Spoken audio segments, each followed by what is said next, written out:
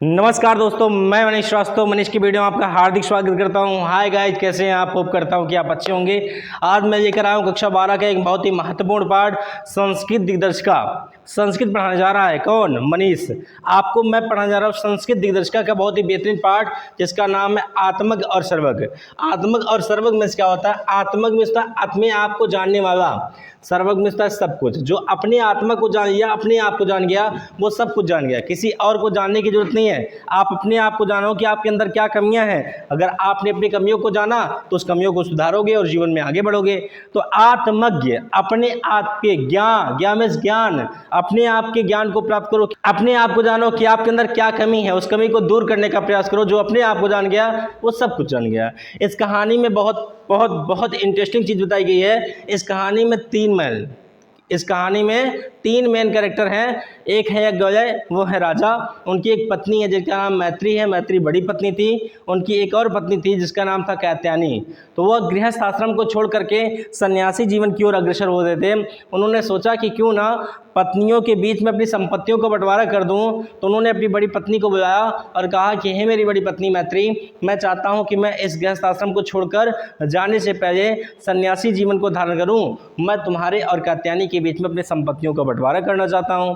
तो उसने कहा कि ठीक है, कोई बात नहीं है, लेकिन मैं चाहती हूं कि आप संपत्तियों को बंटवारा करते समय आप मुझको कोई ऐसी चीज़ दीजिए जिसको पा करके मैं अमर हो जाऊं। अर्थात मुझे अमृत बताइए कि अमृत कहाँ मिलेगा। तो पत्नी तो अच्छी तरीके जानती थी कि मेरे पति, अर्थात मेरे पति परमेश्वर, ये गले जो हमारे पतिदेव हैं, ये अगर मुझे अमृत नहीं दे पाएंगे तो मुझसे दूर नहीं जाएंगे। तो उन्होंने ऐसी चीज़ मांगी कि जो मेरे पतिदेव ना दे पाएँ। उन्होंने कहा कि कोई संपत्ति चीज़ न दीजिए, बल्कि आपके पास जो संपत्ति है उसी संपत्तियों से मुझे आप अमृत दे दीजिए। अमृत का ध्यान दीजिए। अमृत तो अगर आप दे सकते हैं तो दे दीजिए। एक गले ने बहुत समझाया कि मेरी पत्नी, इस संसार में कोई अमर नहीं होता, अर्थात जो इस दुनिया में आया है वो जाएगा तो जाएगा तो जाएगा। यही सारी बातें समझाते हैं कौन? राजा यज्ञवल्क्य। तो बिना देर किए शुरू करते हैं। देखिए ध्यान से, क्या कहा गया भैया? कहा गया है यज्ञवल्क्यो मैत्री मुवाच। मुवाच में बोलना है, कहना। यज्ञवल्क्य नाम के राजा थे। वो अपनी पत्नी मैत्री से बोलते हैं, मैत्री, हे मेरी पत्नी मैत्री, क्या? उदस्यानम। उदस्यानम में क्या होता है? उदित होना। मैं इस स्थान से उदित होने जा रहा हूँ। अहम मैं इस स्थान से उदित होने जा रहा हूँ। और अस्मादस्मि अस्तादस्मि, इस स्थान से।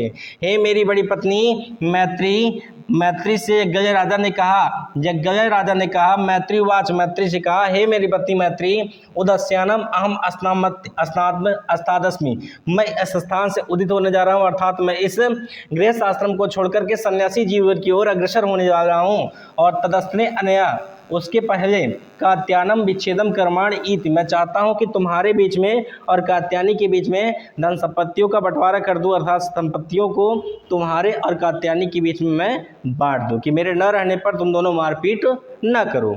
तो उन्होंने कहा कि मैत्री उद्वाच, मैत्री बोल पड़ती है, यदियम सर्वा पृथ्वी, अगर मेरे पति परमेश्वर रूपी पति, अगर ये पूरी पृथ्वी को वित्तेन माने धन से पूर्णा में पूर्ण कर दीजिए, स्यात तत् कि हम तेन अमृतम स्यात, तो क्या मैं अमृत को पा जाऊंगी। अर्थात आपके पास जो संपत्तियां हैं उन धन संपत्तियों से इस धरती को अगर मेरे लिए आप पूरा भर देंगे, सोना से, चांदी से, हीरा से, मोती से, तो क्या उन धन संपत्तियों से मैं अमृत को पा जाऊंगी। क्या पा जाऊंगी? अमृत। यज्ञवल्क्य उवाच, यज्ञवल्क्य ने कहा, नेति, ऐसा कभी नहीं हो सकता, ऐसा कभी नहीं हो सकता। तो आपकी एक पैराग्राफ यानी 2 लाइन हो चुकी है। एक बार मैं इसको रिपीट करूंगा, ध्यान से देखिएगा भैया। कहा गया बच्चा कि यज्ञवल्क्य मैत्री वाच, यज्ञवल्क्य ने मैत्री से कहा, मैत्री उदस्यानम अहम अस्मात् अस्नादस्मि, हे मेरी पत्नी मैत्री, मैं इस स्थान से उदित होने वाला हूँ। तदस्तने अनया कात्यायनम विच्छेदम कर्माण इति, इसके पहले मैं कात्यायनी के बीच में और तुम्हारे बीच में संपत्तियों को बांटना चाहता हूँ। मैत्री वाच, मैत्री ने कहा, यदियम सर्वा पृथ्वी, अगर पूरी पृथ्वी को वित्तेन पूर्णा स्यात्, अगर धन से भर दिया जाए, तो तत् किम तेनहम अमृतम स्यात्, तो मैं अमृत को पा सकती हूँ। यज्ञवल्क्य वाच, यज्ञवल्क्य ने कहा, नेति, ऐसा कभी नहीं हो सकता, ऐसा कभी नहीं हो सकता है।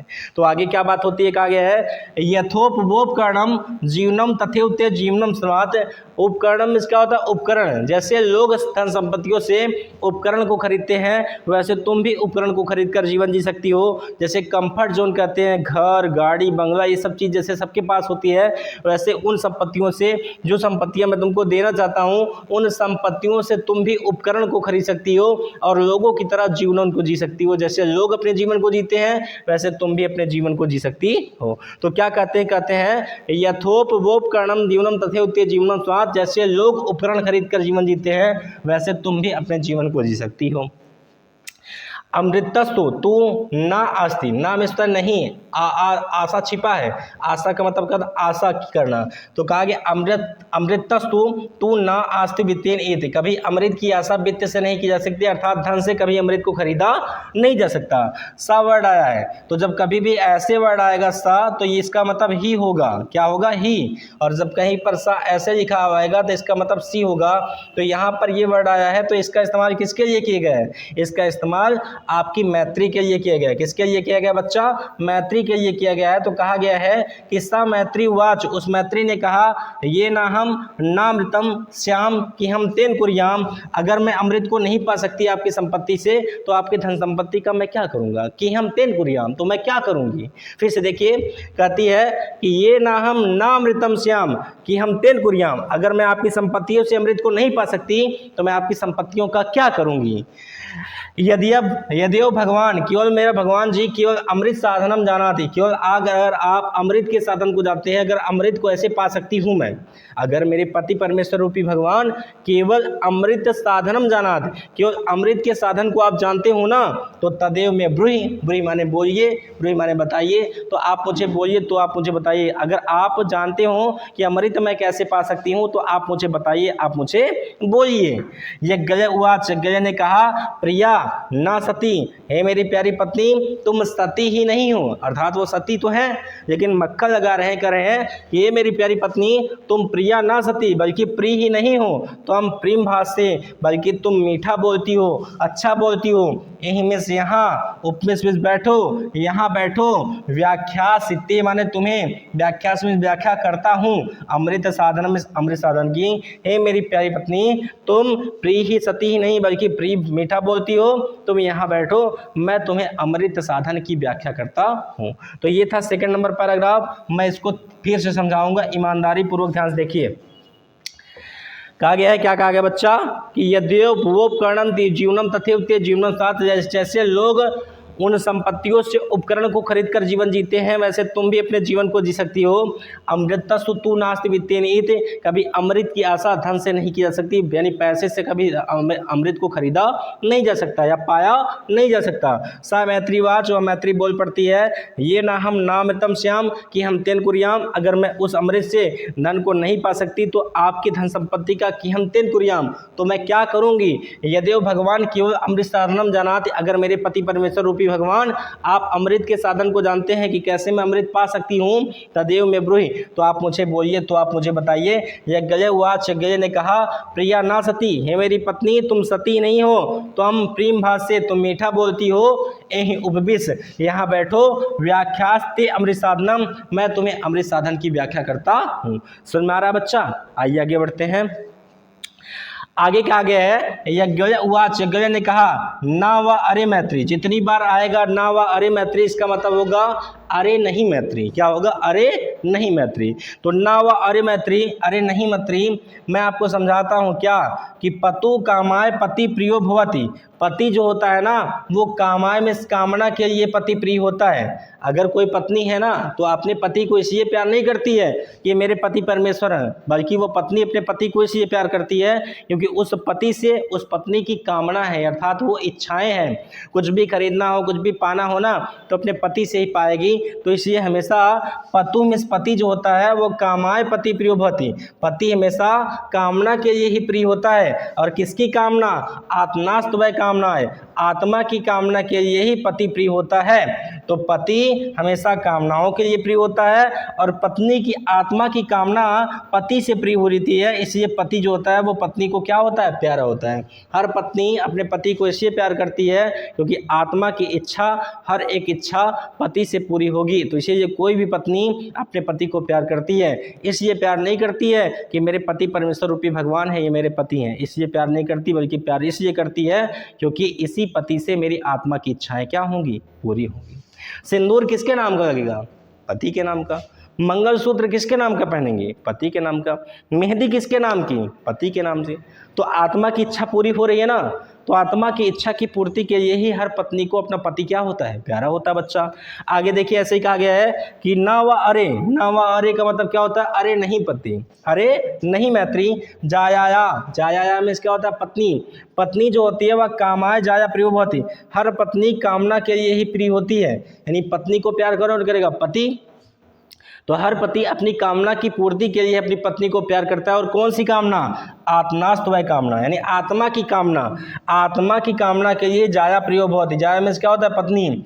हर पति को अपनी पत्नी इसलिए प्रिय होती है क्योंकि पत्नी से उसकी आत्मा की इच्छा पूरी होती है। ऐसा नहीं है कि पति अपनी पत्नी को प्यार करता है कि ये मेरी पत्नी है तो मैं इसको प्यार करूंगा, नहीं। हर पति भी अपनी पत्नी को इसलिए प्यार करता है क्योंकि पति की आत्मा की इच्छा उसकी पत्नी से पूरी होगी। वंश कौन आगे बढ़ाएगा, पत्नी आगे बढ़ाएगी। घर का कुल कौन आगे बढ़ाएगा, पत्नी बढ़ाएगी। उसका नाम किससे जुड़ा है, पत्नी जुड़ा है। तो जो पति होता है ना, वो अपनी आत्मा की कामना के लिए ही अपनी पत्नी को प्यार करता है। इसलिए नहीं प्यार करता कि वो मेरी पत्नी है, बल्कि आत्मा की इच्छा जो है वो पत्नी से पूरी होगी। इच्छाओं को पूरा करने के लिए हर पति अपनी पत्नी को प्यार करता है। और आगे कहते हैं कौन, या गए अपनी मैत्री पत्नी को समझा रहे हैं कि ना व अरे, अरे नहीं मैत्री। पुत्रस्य वित्रस्य चा कामाय पुत्रो वित्रम व प्रियो भवति। पुत्र जो होता है ना और धन जो होता है, इस पुत्र और धन को लोग इसलिए प्यार नहीं करते कि मेरा पुत्र है तो मेरा धन है इसलिए हम प्यार करें ना, बल्कि पुत्र और धन को इसलिए प्यार किया जाता है क्योंकि आत्मास्त वह कामाय, आत्मा की कामना और आत्मा की इच्छा पुत्र और वित्र से ही प्रियम भवति, पूरी होती है। आत्मा की इच्छा पुत्र और धन से पूरी होती है, इसलिए हर एक व्यक्ति अपने पुत्र को अपने धन को प्यार करता है बच्चा। और आगे कहा गया है ना व अरे सर्वस्व कामा सर्वम प्रियम भवति। सभी को सभी चीज़ें प्रिय नहीं होती हैं। आप चाहे स्टडी रूम में बैठती हो या बैठते हो भैया, वहाँ पर बहुत सारी चीज़, भूसा, गोबर या कुछ भी कंडी ऊपरी या बर्तन, सब कुछ नहीं रखते हो ना। आप केवल स्टडी रूम में पढ़ाई की चीज़ें रखते हो, अपने कपड़े रखते हो, थोड़ा बहुत यूज करने के सामान रखते हो। क्यों, क्योंकि जो चीज़ें आपके लिए उपयोगी हैं वही तो रखोगे। तो सभी को सभी चीज़ें प्रिय नहीं होती हैं, बल्कि आत्मास्तु वै कामाय सर्वम प्रियम होती। आत्मा की इच्छा जिस चीज़ से पूरी होती है वही चीज़ सबको क्या होती है, पूरी होती है। अगर जिस चीज़ का स्वार्थी दुनिया है, जिस चीज़ से उसका स्वार्थ नहीं है, उस चीज़ को सम्मान नहीं देगा, उस चीज़ को अपने पास नहीं रखेगा। जिस चीज़ से उसका स्वार्थ है उस चीज़ को अपने पास रखेगा, उसका सम्मान करेगा। इसलिए कहते हैं तस्माद आत्मा व अरे मैत्री, इसलिए मैत्री आत्मा को मानो। किसको मानो, आत्मा को। दृष्टत्व में क्या होता है, दर्शन करो। क्या करो, दर्शन, यानी जो आपकी आत्मा है ना उसके दर्शन करो, उसको समझो। और दर्शनार्थ का मतलब क्या होता है, दर्शन करना। दृष्टत्व में क्या होता है, देखो, अपनी आत्मा को देखो, आंखें बंद करके अपनी आत्मा को देखो, आत्मा का दर्शन करो। श्रोत्व में क्या होता है, सुनो। मनत्व में क्या होता है, मनन करो। और विदित्व में क्या होता है, मात्र विदित करने मात्र से। आत्मा जो आपके अंदर है, आंखें बंद करिए, अपनी आत्मा का आप देखिए, दर्शन करिए, आत्मा को सुनिए, आत्मा का मनन करिए। और आत्मास्तु खल दर्शनेन इदम सर्वम विदितम भवति। आत्मा के दर्शन मात्र से सभी काम विदित हो जाते हैं, सभी काम पूरे हो जाते हैं। यानी अगर आपने अपनी आत्मा को समझा, जाना कि हमारी आत्मा में क्या है, हमारी आत्मा में थोड़ा सा कपट तो नहीं है, किसी के प्रति द्वेष तो नहीं है, किसी के प्रति लालच तो नहीं है। अगर आपने अपनी आत्मा का दर्शन मात्र कर लिया, आत्मा का मनन मात्र कर लिया, आत्मा को समझ लिया, आत्मा को जान लिया, तो आपने सब कुछ जान लिया। तो ये प्यारा सा पाठ मैं मनीष श्रीवास्तव आपको पढ़ाया हूँ। यदि वीडियो आपको थोड़ा सा भी अच्छा लगता है तो वीडियो को लाइक ज़रूर करिए। और अगर आप चैनल पर नए हैं तो चैनल को सब्सक्राइब करना नहीं भूलेंगे। और कमेंट करके बताएं वीडियो कैसा लगा। मिलते हैं अगली वीडियो में, तब तक के धन्यवाद। जय हिंद, जय भारत, जय श्री राम।